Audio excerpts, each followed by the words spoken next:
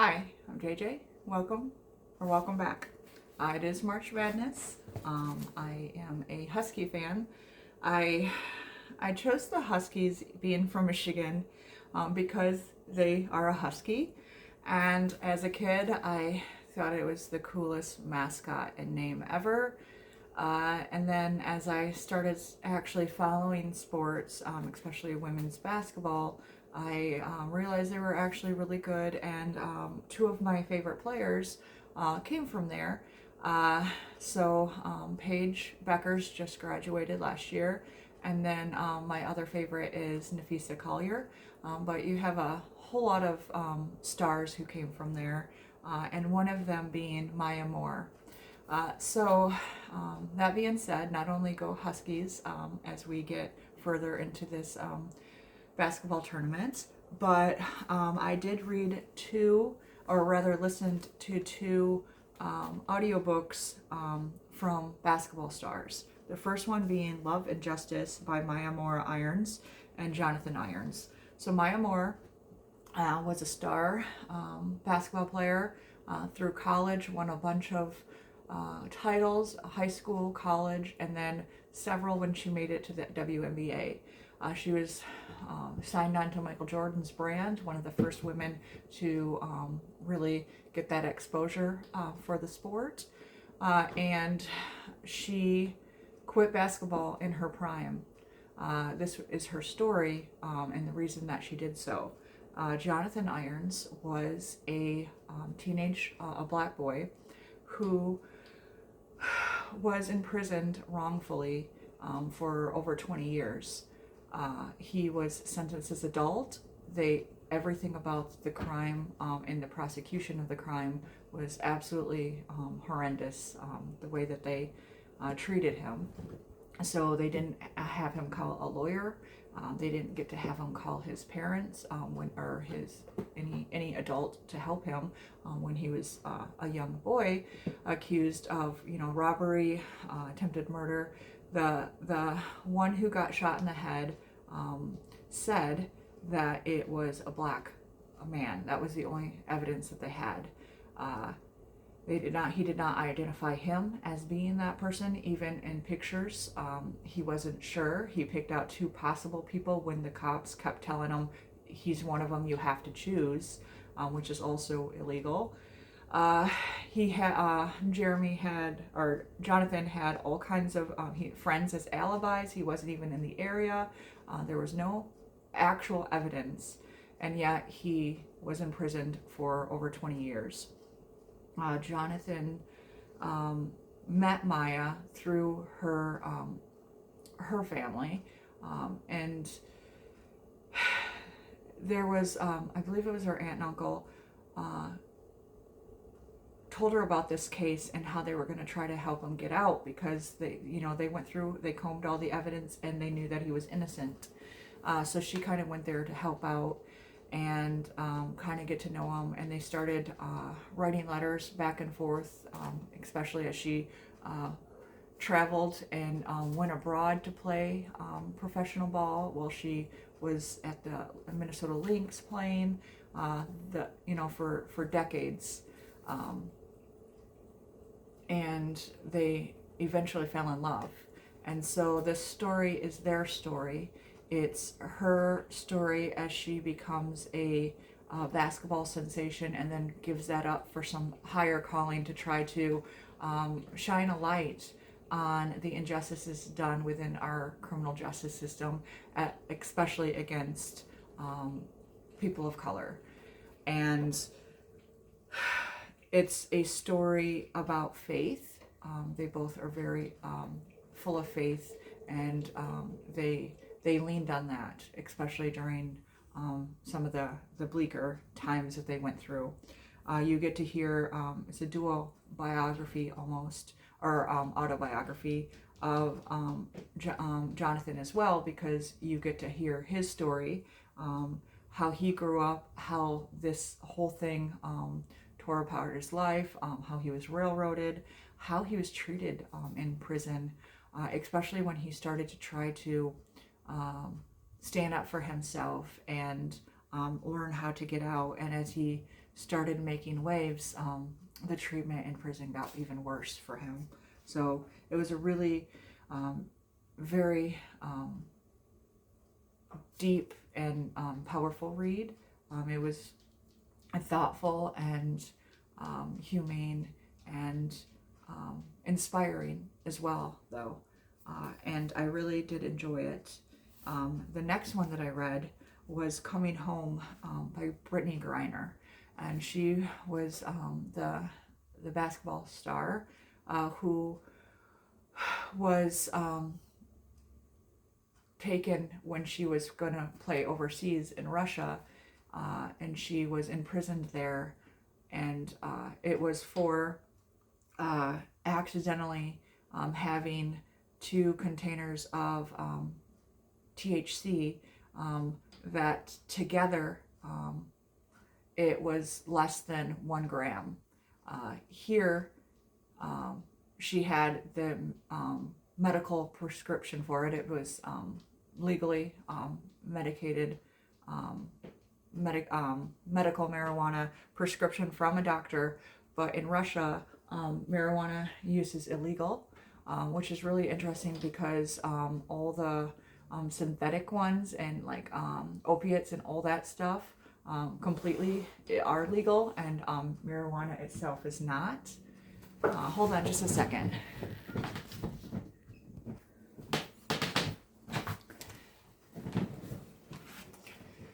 Sorry, my cats keep acting up. And so while she was there, she was running late for a flight. She forgot they were in her bag. She went there, and they found them and they arrested her.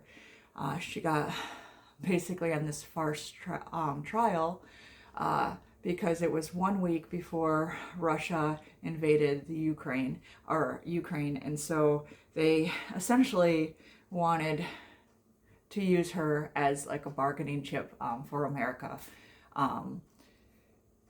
which later on, Brittany talks about all the foreign hostages that there are, and how basically diplomatic hostages used by nations, captured and then used as bargaining chips. And she emphasized how she's still fighting that fight for others to bring everybody home.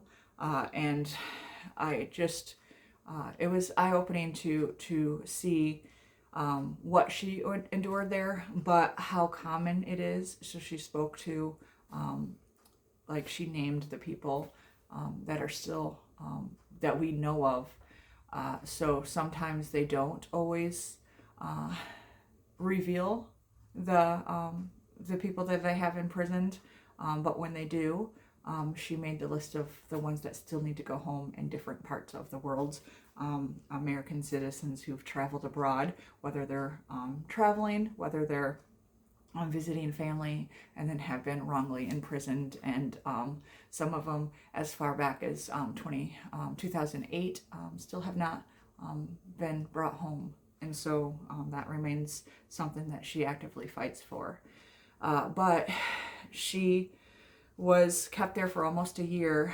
When she was there, you get the whole experience, her being in a foreign country, not speaking the language, not knowing if she'll ever return home again, and not knowing what it was, what she can do, and understanding, why it was all happening, the bad treatment that she received. And then after the trial, she was sentenced to 9 years. And so she went off to one of the penal colonies and was doing the work. And eventually there was a negotiation and she was brought home. And then the treatment that she received at home because of the trade, and how she was traded for an arms dealer that a lot of people don't think she was worth trading for. And she talked about her life, how she's 6'7" and a black woman who always gets mistaken as a man the harassment that she's received a lot of her lifetime, and not only as being a Black woman, you have to deal with all the racism.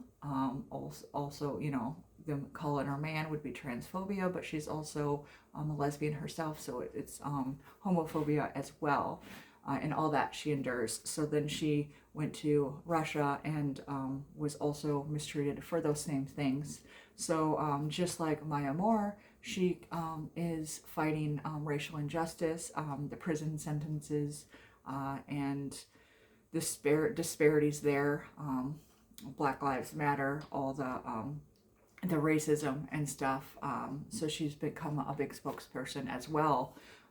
But talking about the trauma that she's endured, the PTSD that she still has, and then once again, like I said, she gets home and people aren't happy that she's back or that she's here, and it was a really, really beautifully told story, very harrowing. What she did experience, I can't imagine being in a country that you don't speak the language, and you don't know if you'll ever see your family again when you went there just to play basketball. And so she had been playing there for decades in the off season, and she always considered Russia part of, like her second home. She always enjoyed it, but she had never witnessed that aspect of it, from being a star to being this pawn in the grand scheme of things. And so it would be heartbreaking as well, having something you love turned into the biggest terror of your life. And then she also spoke about how because there's the discrepancy in pay for female athletes, that's why a lot of people went over there, which is one of the reasons why Breanna Stewart and Napheesa Collier created Unrivaled, the women's 3-on-3 basketball league here, so that they wouldn't have to have as many go overseas, and they could still get more money, because they were making like an astronomical amount of money going overseas versus what they were paid here to play, and they were professionals. And the idea that of how big sports is in the United States, and how only 4% is dedicated to women's sports, and how even less than that to Black female athletes, is another thing that she's been trying to fight for. They just, for those who follow sports, the WNBA just renegotiated a contract, so they raised, I think, like 4 times what they used to get for the cap and for the starting wage, so that people aren't forced to travel and go overseas in their off season, so that they can either choose to recover if they want to, choose to be home with their families, or they can stay and play in Unrivaled. So they have options now, and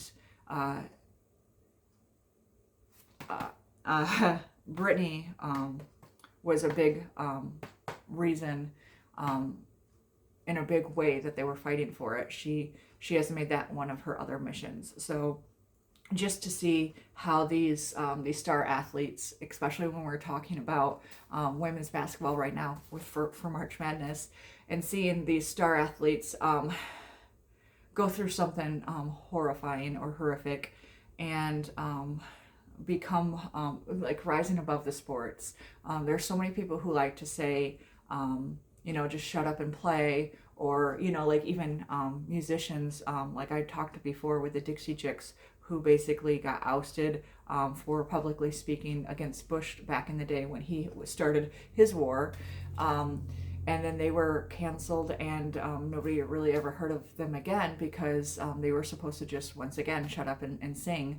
And so these are humans who are citizens as well, and their rights matter and their voices matter just like us. We want the right to vote. We want the right to be heard. And just because of, people see them as entertainers only, or athletes only, that that's the only dimension that they have, and that they shouldn't care about anything else that involves them when they're dealing with Black Lives Matter things because they're Black. Why should that not matter to them? You know, like, just to separate the sports from the rest of their life is incredible. To think about, like, why you would try to make them do that. So seeing that they're risking everything, and in Maya's case, literally gave up that career to fight for justice and fight against injustice, is inspiring. And it basically reminds us that we don't have an excuse for not speaking up. We have a lot less to lose than they do. And so why aren't we as well? Anyway, I didn't mean to get so deep, and I somehow always end up being political on these when I don't mean to be. But I wanted to just read a couple of basketball stories in celebration of this March Madness and basketball fever going on. But those were the ones that I chose, so it's kind of hard not to get more philosophical, deep, and political with those choices. But all that was meant to be a fun video, and just, support women's basketball, and support the Huskies. They'll be playing Notre Dame next. I'm also a huge fan of Notre Dame. I love Hannah Hidalgo. So as much as I want UConn to crush them, I do have a soft spot in my heart for them. I am also rooting for South Carolina. What Dawn Staley has been able to do with that team. I do have a shirt, but I wasn't going to divide my celebration today, since it's all about UConn. I do have a shirt that says Dawn of a Dynasty, in honor of Dawn Staley and South Carolina. They have some really amazing athletes down there as well. Asia Wilson having been a graduate. And then another team, like, I can, be from Michigan, so I can't always, I always have to support Michigan State and sometimes Michigan. And then I also really enjoy Juju in USC, but they didn't get that far this year, so maybe next year. I was going to do a video and just like swap out all my hats, but I don't have a Notre Dame hat. I haven't found a cool enough one yet, but once I do, I'll just maybe swap up my hats for each game as I support further on in the tournament. But I look forward to this every year. I always do the brackets, and with my friends, where I'm ahead so far. The men's one at work, I am not. And at work, it's kind of a little more stakes because we're playing for lunch. So the winner gets lunch from the losers. And so I kind of wanted to win that one for the free lunch, but I'm in third place so far. So we'll see. Anyway, it's always something that I really love to do, and I wanted to share that thing. So beyond reading, one of my absolutely favorite things is sports. And so I will maybe do a video with a whole bunch of sports recs later. I intended to do one for the Olympics, but then the world went crazy, and I never gathered up the reviews and the recommendations and the books that I was going to do for that. So maybe sometime later I'll do that. Anyway, long rambling for just a quick short 2 reviews, but I just wanted to at least somehow participate in March Madness. So I hope you enjoyed this. I hope you do check out those books, or at least look into those fantastic women. As always, thank you and happy reading.